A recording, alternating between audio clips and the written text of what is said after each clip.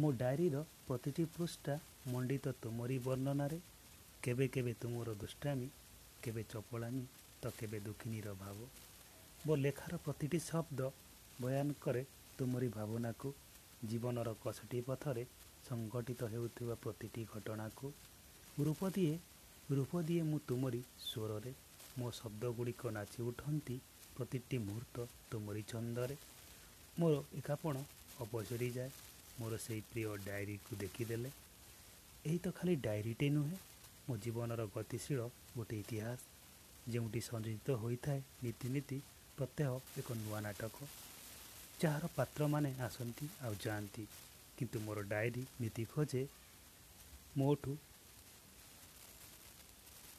ମୋର ହାତ ଧରା ସେହି ଅତି ପ୍ରିୟ କଲମଟିକୁ।